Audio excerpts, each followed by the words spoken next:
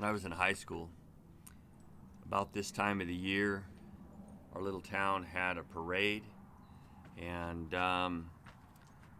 it was of the darker sorts. A friend of mine would dress up, and we would hide in the shadows of the alleys. And when a group of small kids would walk by, we would jump out and surprise them. And the little ones in the back would be terrified. They would be scared. They'd drop their little buckets and they'd run off. We thought that was so funny. Well, now that I have not only children, but grandchildren, I don't think it's as funny. In fact, I try to forget those things. I've asked the Lord to forgive me for that kind of activity. And when I was reading today's devotional, it reminded me of that time period. You got the Amalekites that know that the nation of Israel is coming through, and they're going to plan a surprise attack from behind.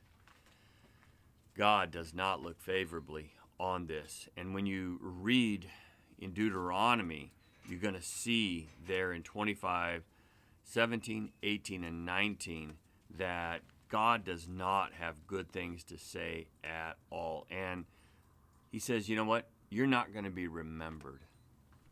Well, I didn't want my instance to be remembered. I'd soon that just be forgotten. But what God's saying is you as a people will not be remembered. Well, that's terrible.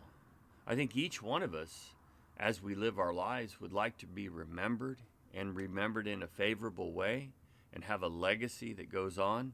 And God's saying it's going to be as if you never existed. So you think about, what does that mean as it relates to God? Is God not going to remember them as well?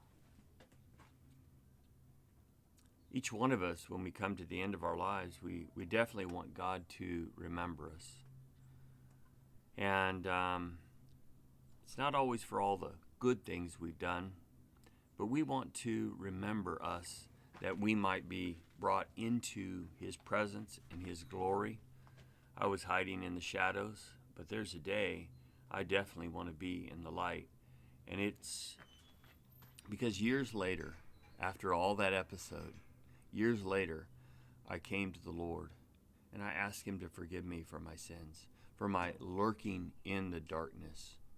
And I remember that night, the burden just lifted. And I knew that if I were to die, that I would be in the presence of the Lord. Not based on anything I had done, but based on his grace. I hope you know the Lord as your Savior. May God bless you.